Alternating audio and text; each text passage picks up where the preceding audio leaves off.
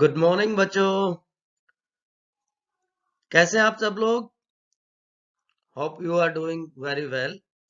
Please take care of yourself. जो surrounding conditions हो रही हैं अपने आप को बचा कर रखें। And if you are eligible for vaccination please go for vaccination also. तो आज हम रिप्रोडक्शन इन ऑर्गेनिजम्स में टाइप ऑफ रिप्रोडक्शन डिस्कस करने वाले हैं। We will start with asexual reproduction. Normally, as you can see here, there are two modes or two kinds of reproduction: asexual and sexual method. Asexual method simple mode है जहां पे genetically identical organisms produce होते हैं. We can say they are carbon copy of their parents because there are no variations. So unicellular organisms mainly asexually reproduce करते हैं, अपना number multiple times increase कर लेते हैं.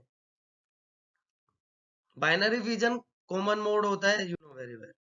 जबकि sexual reproduction is higher mode और advance mode of reproduction because variations are introduced.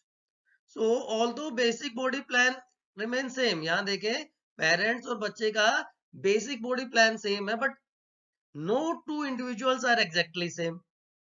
So variations की वजह से उनमें डिफरेंसेस आ जाते हैं. So they are genetically different from each other because DNA copying होती है, मिक्सिंग होती है बोथ पेरेंट्स के डीएनए की.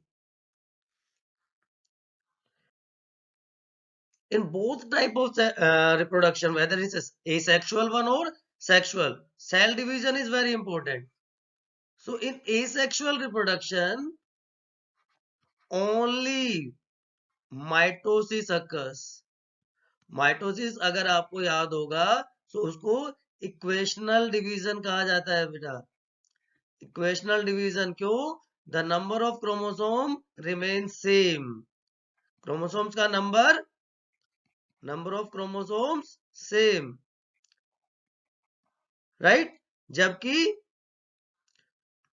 सेक्सुअल रिप्रोडक्शन जिन ऑर्गेनिजम्स में होता है, गैमेटोजेनेसिस के टाइम पे, गैमेट फॉर्मेशन के टाइम पे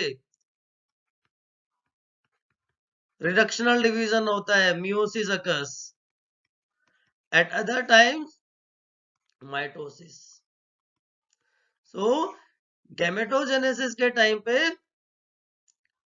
सेक्सुअली रिप्रोड्यूस ऑर्गेनिज्म में गैमेटोजेनेसिस में रिडक्शनल डिवीजन, क्रोमोसोम का नंबर हाफ हो जाएगा. जबकि बाकी स्टेजेस पे माइटोसिस होगा, इक्वेशनल डिवीजन होगा. So in asexual reproduction mitosis because they make exact copy, तो क्रोमोसोम का नंबर सेम रहता है. Is it clear? चलिए आगे चलते हैं. Mode of reproduction by single celled organisms और unicellular organisms. We can say unicellular या सिंगल सेल्ड ऑर्गेनिजम्स में कैसे रिप्रोडक्शन होता है. They mainly reproduce by asexual ways.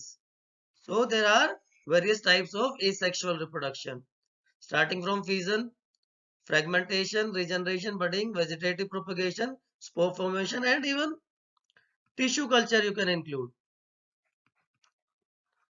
Tissue culture also. अब fission के types हो जाते हैं: binary fission, multiple fission,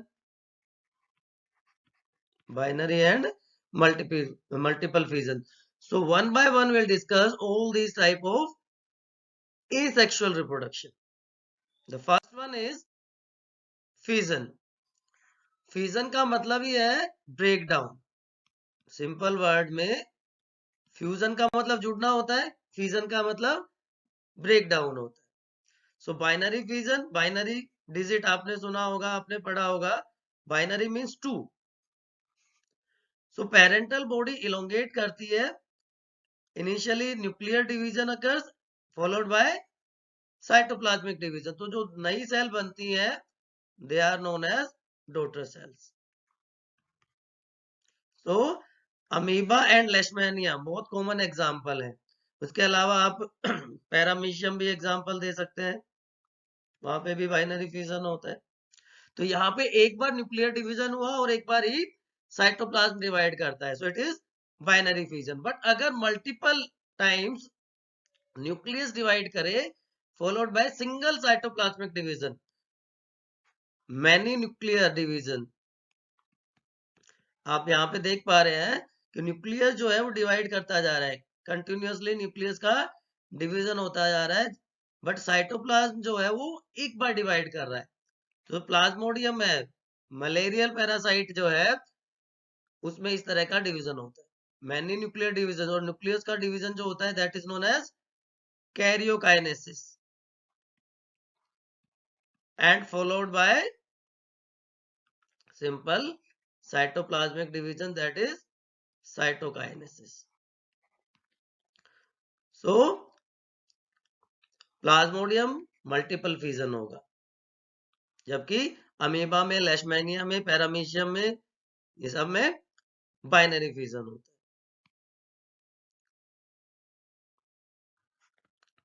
it is clear from here. Malarial parasite, बहुत सारी डॉटर सेल्स की फॉर्मेशन आपको दिखाई दे रही है।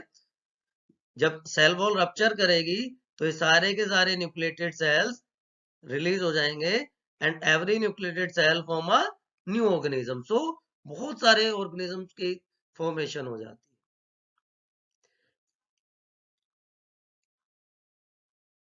है। नेक्स्ट वन इज फ्रेगमेंटेशन, कि जब ऑर्गेनिज्म की बॉडी बहुत सारे पार्ट्स में डिवाइड हो जाए, बहुत सारे फ्रेगमेंट्स में डिवाइड हो जाए, these are different type, these are different fragments।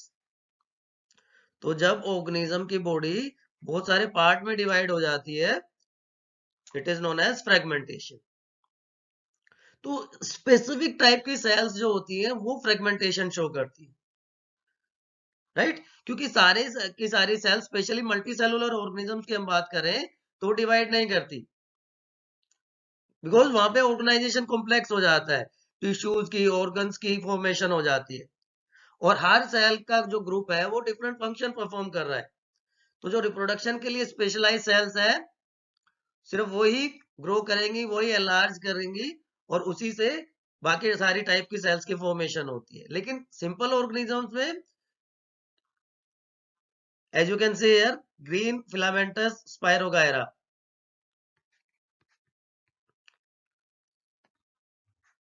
यहाँ पे सिंपली डिवीजन हो रहा है, बहुत सारे पार्ट्स में डिवाइड हो जाएगी and each fragment form A complete new organism. ध्यान रखिएगा, अभी रीजनरेशन हम पढ़ेंगे उसमें और इसमें फर्क होता है। यहाँ पे हर फ्रैगमेंट से कंप्लीट नया ऑर्गेनिज्म बन रहा है बेटा,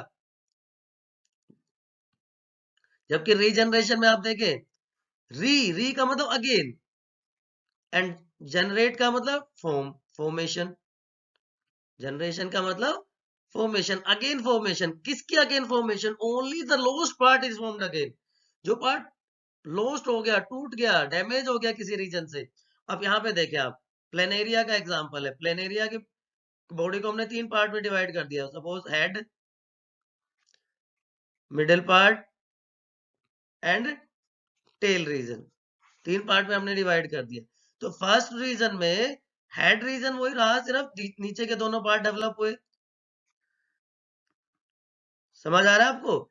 यहाँ पे सिर्फ मिडल पार्ट ओरिजिनल है, बाकी दोनों पार्ट नए बने, और last one tail remain same but upper parts are formed again. आपने स्टारफिश में सुना होगा कि स्टारफिश की कोई भी आर्म जब डिस्ट्रॉय हो जाती है तो इट डिजनरेट अगेन, पूरा का पूरा ऑर्गेनिज्म नहीं बनता, राइट? सिर्फ लॉस्ट पार्ट की फॉर्मेशन होती है।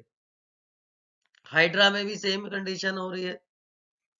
सो अगर ऑर्गेनिज्म बहुत सारे पीसेस में कट हो जाए और वो नए ऑर्गेनिज्म में डेवलप हो जाते हैं, स्पेशलाइज्ड सेल से ही ये काम कर पाती है। तो ये रिप्रोडक्शन का commonly it is not similar to reproduction. क्यों? क्योंकि most of the organism do not regenerate, सिर्फ जो लॉस्ट पार्ट है उसमें ही कुछ ऑर्गेनिज्म में ये कैपेबिलिटी आ जाती है। यहाँ पे एक चीज और आपको ध्यान रखनी है, लिजर्ड का आपने सुना होगा, लिजर्ड में बॉडी पार्ट लॉस्ट हो जाता है, उसके लिए एक वर्ड यूज किया जाता है autotomy, that is a defence mechanism. वो स्लाइटली डिफरेंट है, वो पर्पसली कर पाते हैं इस चीज को, जैसे ही कोई अटैक होता है। बडिंग की जो पेरेंट बॉडी है वहां से एक आउटग्रोथ बनना शुरू हो जाए, उस आउटग्रोथ को हम कह देते हैं बर्ड। ये बर्ड ग्रो करती है, कई बार चेन्स की फॉर्मेशन कर लेगी, साइड चेन की फॉर्मेशन हो जाती है, and then they separate and form new organism. So budding is very common. Yeast common example है, एक सिंपल सी एक्टिविटी आप खुद परफॉर्म करके देख सकते हैं, राइट। अब बडिंग भी दो टाइप की होती है, external budding and internal budding. External budding आप देख पा रहे हो यहाँ पे, जो बॉडी के आउटर सरफेस से बड की फॉर्मेशन हो रही है, that it is known as external budding. और इंटरनल बडिंग को हम जिम्यूल फॉर्मेशन भी कहते हैं, ओरिवेरेंस में कॉमनली होती है, it is known as gemmule formation and commonly it is found in case of Porifera. ये देखें, ये बर्ड डेवलप होगी, कंप्लीट न्यू ऑर्गेनिज्म, ये सेपरेट हो जाएगा और न्यू ऑर्गेनिज्म में डेवलप हो जाएगा। जैसे इसकी मैच्योरेशन होगी, ये डिटैच हो जाएगा, सेपरेट हो जाएगा पेरेंट बॉडी से, and becomes a new individual. So at a single point, multiple cell divisions occur, which causes maturation and separation. Next one is vegetative propagation. Vegetative propagation is found only in plants. आप याद रखें, only plant shows vegetative propagation. So any part of the plant, whether it's root, stem, leaf, branch, can give rise to a new organism, new plant. So it is a rapid method of multiplication. It is rapid method of multiplication. Genetically similar plants produce किए जा सकते हैं. This method is used to produce seedless plants. जैसे banana, orange, ये इसमें seedless plants produce करने के लिए मेथड यूज किया जाता है, और ये मैच्योरेशन टाइम डिक्रीज कर देता है. सो अर्ली मैच्योरिंग वेराइटीज इससे डेवलप की जा सकती है. ये देखें, पोटैटो ट्यूबर, पोटैटो में ट्यूबर डेवलपमेंट होती है. ये जो पार्ट है, this is known as eye. यहाँ पे एक बर्ड होती है, and this bud develops into a new plant. आपने घर में भी फील किया होगा. इसी तरह ब्रायोफाइलम में जो लीफ बर्ड होती है, इंजर्ड लीफ बर्ड,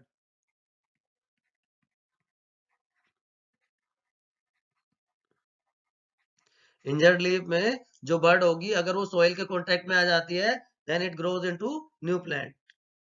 सो ब्रायोफाइलम, पोटैटो कॉमन एग्जांपल्स हैं जहां पे वेजिटेटिव प्रोपगेशन होता है. ये ट्यूबर के थ्रू हो गया, स्टेम की मॉडिफिकेशन होगी, ये लीफ के थ्रू हो गया.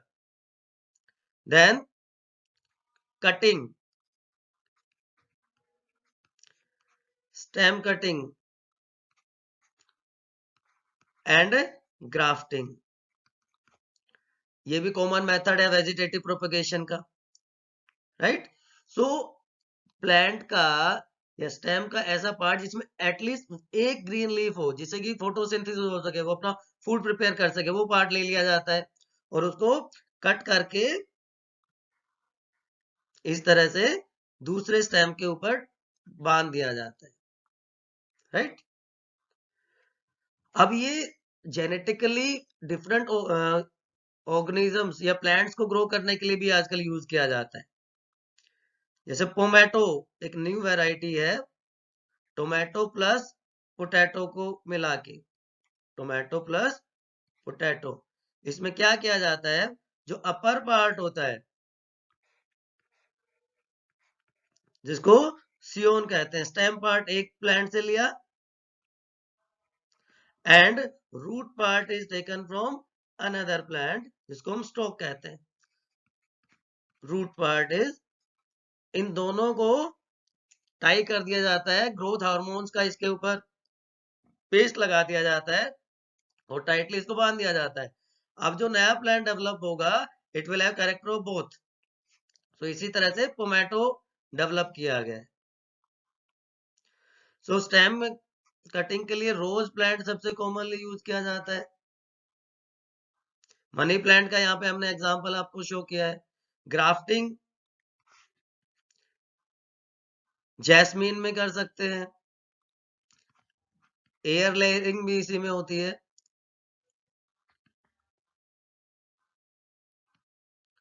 नाउ टिश्यू कल्चर मैंने बताया था आपको कि एक नया मेथड है वेजिटेटिव प्रोपगेशन का, कि आर्टिफिशियल मीडियम प्रोवाइड करके प्लांट्स को ग्रो करवाया जाता है, कि वो सारे न्यूट्रिएंट्स सॉल्यूशन फॉर्म में, लिक्विड फॉर्म में प्लांट को प्रोवाइड किए जाते हैं, सेल को प्रोवाइड किए जाते हैं, जो नॉर्मल ग्रोथ और डेवलपमेंट के लिए जरूरी है। तो सेल ग्रो करना शुरू करेगी, रैपिडली डिवाइड करना शुरू करेगी। Suppose this is single nucleated cell, ये डिवाइड करना शुरू करती है, दो से चार, और इसी तरह से एक अनऑर्गेनाइज्ड मास बन जाता है, एक अनऑर्गेनाइज्ड ग्रुप बन जाता है सेल्स का, and that an undifferentiated group of cells is known as callus. अब इस कैलस को हम, क्योंकि यहाँ पे न्यूट्रिएंट धीरे धीरे कम कम हो गए, सेल्स जब डिवाइड कर रही थी तो उन्होंने न्यूट्रिएंट्स को यूटिलाइज कर लिया। अब इस कैलस को दूसरे मीडियम में ट्रांसफर कर दिया जाता है,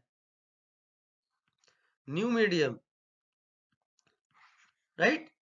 उसमें भी वही सारे ग्रोथ हार्मोन, वही सारे ग्रोथ सब्सटेंसेस प्रेजेंट है। Then it develop starts to differentiate and a miniature plant is formed, जिसको हम प्लांटलेट कह देते हैं, राइट। अब यहाँ पे सारी की सारी कंडीशंस को कंट्रोल कर सकते हैं। उसमें डिजीज रेजिस्टेंस डेवलप करवाया जा सकता है, उसमें एबायोटिक फैक्टर्स, टेम्परेचर के अगेंस्ट, रेनफॉल के अगेंस्ट रेजिस्टेंस डेवलप करवाया जा सकता है। सो ऑर्नामेंटल प्लांट्स को ग्रो करने के लिए disease free abiotic resistance plants को डेवलप करवाने के लिए टिश्यू कल्चर आजकल यूज किया जाता है। बहुत सिंपल सा मेथड है। यहाँ पे देख रहे हो ये न्यूट्रिएंट मीडिया यहाँ पे आपको दिखाई दे रहा है, न्यूट्रिएंट मीडिया जिसमें सारे के सारे एसेंशियल सब्सटेंसेस प्रेजेंट है। This is known as culture plate, जिसमें हम न्यूट्रिएंट मीडिया को ऐड करते हैं। दीज आर प्लांटलेट्स, और इन प्लांटलेट्स को फिर फील्ड में ट्रांसफर कर दिया जाता है। आपने देखा होगा नर्सरी में मिनिएचर प्लांट्स मिलते हैं, वो एक तरह से प्लांटलेट्स ही हैं, उनको फिर फील्ड में ट्रांसफर कर दिया जाता है। स्पोरुलेशन और स्पोर फॉर्मेशन, आपने ब्रेड के ऊपर आप 2-3 दिन अगर ब्रेड को रख देते हैं तो आप देखते हो उस पे फंगस ग्रो कर जाती है, स्पोर्स ग्रो कर जाते हैं। तो जो स्पोर्स होते हैं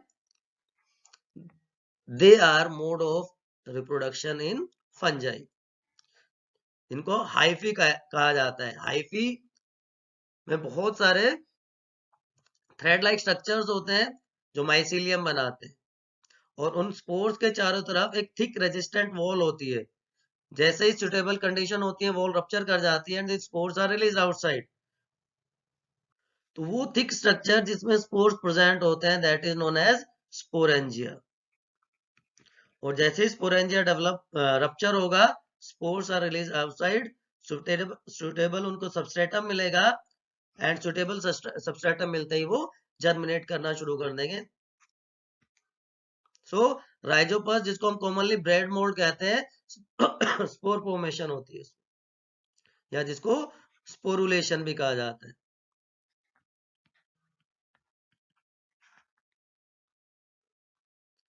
कुछ समझ आ रहा है बच्चों यहां तक? तो these are various modes of asexual reproduction. अब एसेक्सुअल में वेजिटेटिव प्रोपगेशन में बहुत सारी चीजें आप इंक्लूड कर सकते हो। ये कंपैरिजन है एसेक्सुअल रिप्रोडक्शन और सेक्सुअल रिप्रोडक्शन का with advantages and disadvantages. Advantage ये है कि large number of organism produce किए जा सकते हैं शॉर्ट टाइम स्पेन में, और कोई स्पेशलाइज सेल्स की जरूरत नहीं है, सिंपल सेल एनलार्जमेंट के थ्रू न्यूक्लियस डिवाइड कर जाता है। लेकिन इसमें वेरिएशंस नहीं आते, वेरिएशंस की वजह से कार्बन कॉपी होती है, इवोल्यूशन में इनका कोई रोल नहीं है। यहाँ पे large number of variations are produced, so adaptations की वजह से सर्वाइवल के चांसेस बढ़ जाते हैं, बट यहाँ पे नंबर कम होगा और एनर्जी के एक्सपेंडिचर पे पूरी की पूरी प्रोसेस होती है। सो दीज आर एडवांटेजेस और डिसएडवांटेजेस। अल्टीमेटली हमारा जो टॉपिक था एसेक्सुअल रिप्रोडक्शन की फास्टर प्रोसेस है, शॉर्ट टाइम में ज्यादा ऑर्गेनिज्म प्रोड्यूस किए जा सकते हैं, नो वेरिएशन। ये एक तरह से एडवांटेज भी है कि जो बेसिक कैरेक्टर्स हैं उनको रिस्टोर करने में हेल्पफुल है, राइट। जो बेसिक बॉडी प्लान है उसको रिस्टोर करने के लिए एसेक्सुअल रिप्रोडक्शन हेल्पफुल है। Hope all your doubts are cleared. If still any question, you can ask in comment section. Till then, stay healthy, stay safe.